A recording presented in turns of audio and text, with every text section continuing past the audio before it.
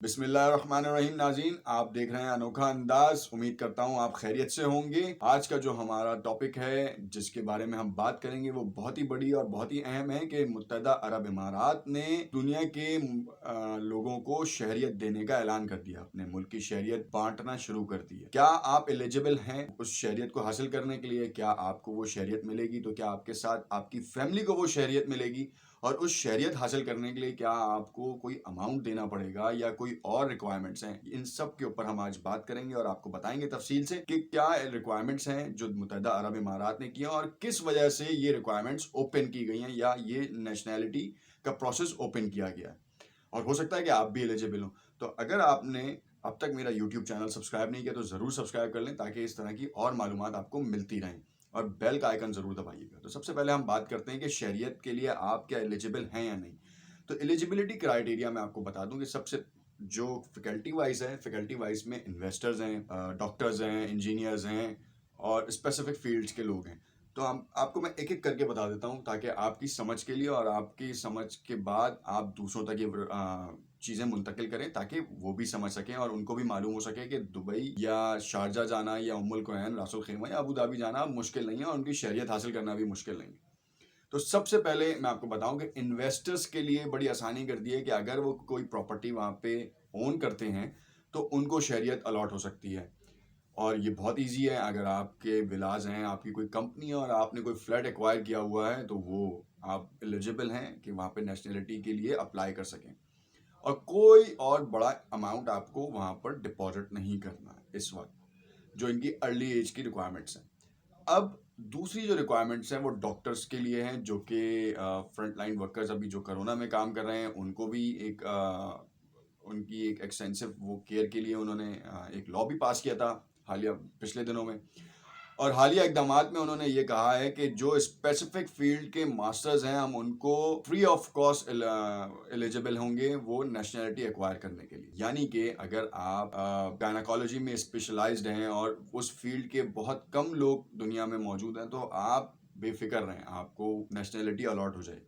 اس کے بعد آپ اسی طریقے سے میڈیکل کی ڈفرینٹ فیلڈ ہیں، نیفرولوجی ہے، یورولوجی ہے، جتنے بھی اور میکینزمز ہیں، جتنے بھی اور فیکلٹیز ہیں، ان سب میں آپ کو الاٹ ہو جائیں گی یہ ساری چیز، یعنی کہ نیشنلٹی الاٹ ہو جائے گی تو پھر اس کے بعد جتنے بھی حقوق ہیں وہ آپ کو مل جائیں گے۔ اسی طریقے سے ٹیکنیشینز آ جاتے ہیں، ٹیکنیشینز میں ڈفرینٹ فیلڈز آ جاتی ہیں، ڈفرینٹ فیلڈز میں میکینیکل ہے، سول ہے، اس طرح کے بہت سارے اور ہیں۔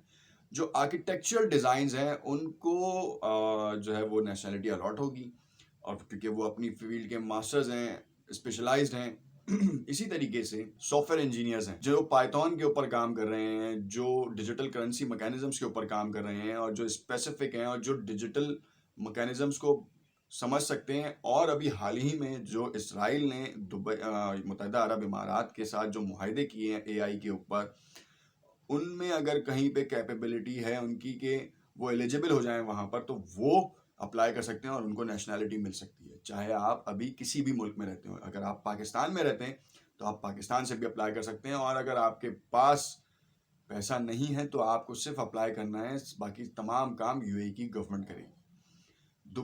یو اے کی گورنمنٹ کے فیوچر پلانز ہیں، ان کا یہ حصہ ہے۔ اسی طریقے سے جتنی بھی فیکلٹیز آ رہی ہیں وہ ان تمام چیزوں کے اوپر پوری اگر اترتی ہیں تو وہ ڈیفینیٹلی یو اے ای کے جو ریکوائرمنٹ لسٹ ہے اس کو فلفل کریں گی، اور اس کے بعد وہ ایلیجیبل ہوں گی وہاں کی نیشنلٹی ایکوائر کرنے کے لیے۔ اب جو دوسرا سوال آتا ہے وہ یہ ہے کہ اس ٹائم کے اوپر کیوں کیا ہے؟ جو میں نے کہا کہ اس ٹائم کا مطلب یہ ہے کہ اب سے کچھ دن قبل نو منتخب صدر امریکی جو بائیڈن نے یو اے کی سب سے بڑی آرمز ڈیل جو دنیا میں اس وقت سب سے بڑی ڈیل تھی وہ کینسل کر دی، جس میں 50 F-35 لڑاکا طیارے تھے جو جدید ترین ہے اس وقت وہ چند ملکوں کے علاوہ کسی کے پاس نہیں۔ ان کا اہم کردار جو تھا وہ ترکی تھا، ترکی کو پہلے ہی ٹرمپ انتظامیہ کے دور میں نکال دیا گیا ایک الزام لگا کے، اور اس کے بعد دبئی کے ساتھ بھی یہ کام کیا، اس کی پشت بنائی دبئی کو متحدہ عرب امارات کے ساتھ یہ کام کیا گیا۔ متحدہ عرب امارات کے اوپر یہ الزام عائد کیا گیا کہ سعودیہ اس کی پشت پناہی کر رہا ہے، اور یہ جتنی بھی آرمز ایمونیشن ڈیلز ہیں یہ تمام جا کے یمن میں استعمال ہوں، حوثی باغیوں کے اوپر، اب جب یہ حوثی باغیوں کے اوپر کا جو اسٹیٹمنٹ دیا اس کے بعد جو بائیڈن نے اپنی صدارت پہ آنے سے پہلے ہی جو ہے وہ سعودیہ کو اور متحدہ عرب امارات کو محتاط کر دیا تھا، اشارہ دے دیا تھا کہ میں برسر اقتدار آ کر آپ کے اوپر سینکشنز اور پابندیاں کا اطلاق کروں گا۔ اب ہم نے دیکھا کہ 4 مہینے قبل متحدہ عرب امارات اور سعودیہ کو یہ ڈر لاحق ہو گیا کہ امریکہ اگر مجھ پہ پابندیاں لگاتا ہے تو میرا خطے میں واحد دوست کون ہوگا؟ روس سے تعلقات استوار نہیں ہیں، امریکہ کے چکر میں چائنا کے ساتھ استوار نہیں ہے، ترکی کے ساتھ خود بگاڑے ہیں تعلقات، تو اب انہوں نے ترکی کی طرف ہاتھ بڑھایا۔ تو متحدہ عرب امارات جو ہے وہ سعودیہ کا پٹھو ہے، جو کام سعودیہ کہے گا وہ متحدہ عرب امارات کرے گا۔ اسرائیل کے ساتھ تعلقات استوار کر لیے، قبول بھی کر لیا، تسلیم بھی کر لیا، اعلان تسلیم کر لیا، ان کے ساتھ بڑے معاہدے بھی کر لیے۔ سعودیہ نے تو تسلیم نہیں کیا اس کو اعلان۔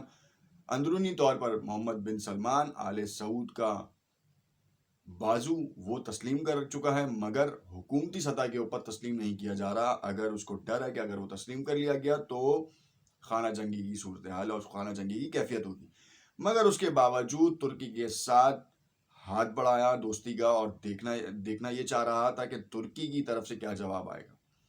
اس وقت خطے میں سب سے زیادہ اہم رول جو ہے وہ قطر پلے کر رہا ہے۔ قطر ثالثی کا کردار ادا کر رہا ہے ترکی کے اور سعودیہ کے مابین، اور متحدہ عرب امارات کو جو ہے وہ محتاط کر رہا ہے کہ خدا را ابھی بھی ٹریک پہ آ جاؤ، اسرائیل سے بازگشت ختم کر لو یا محدود کر دو، اور ان کو اس حد تک رہنے دو کہ تمہارا ایم اینڈ آبجیکٹو خراب نہ۔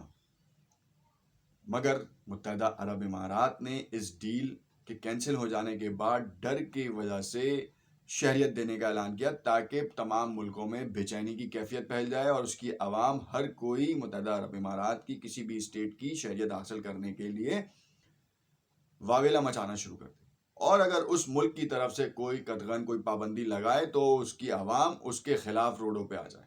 کیونکہ ہم نے دیکھا کہ پچھلے کئی برسوں سے متحدہ عرب امارات کے حالات اچھے تھے، لوگ روزگار کے لیے وہاں تھے، تقریباً 15 لاکھ پاکستانی بھی ہیں، 30 لاکھ پاکستانی سعودیہ میں کام کر رہے ہیں، تو پاکستان کی طرف سے بھی جو ہے وہ سافٹ کارنر رکھا جاتا تھا۔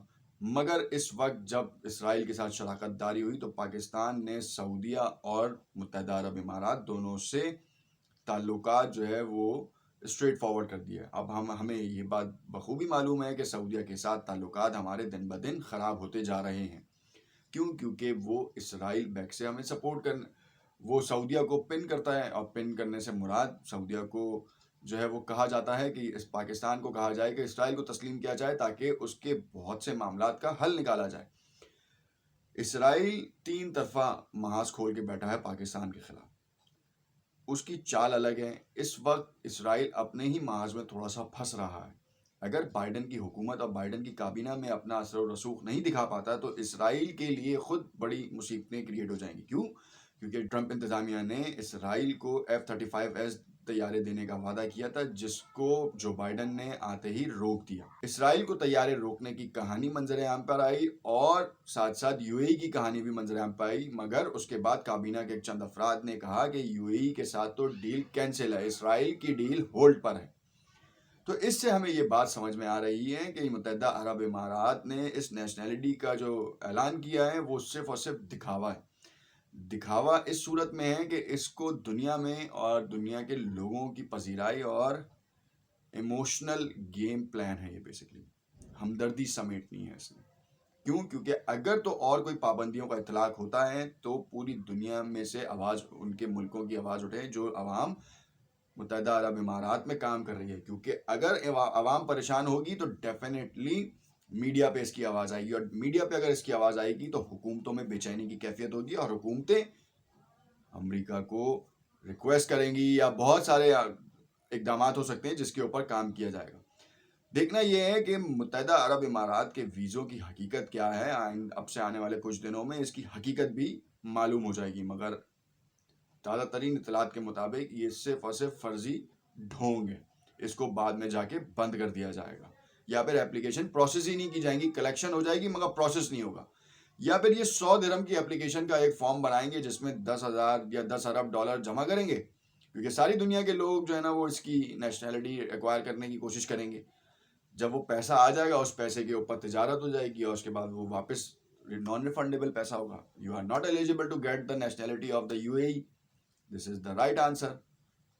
دیکھتے ہیں کیا ہوتا ہے. دیکھتے رہیے گا انوکھا انداز. آگے ہم تجزیے اور لاتے رہیں گے.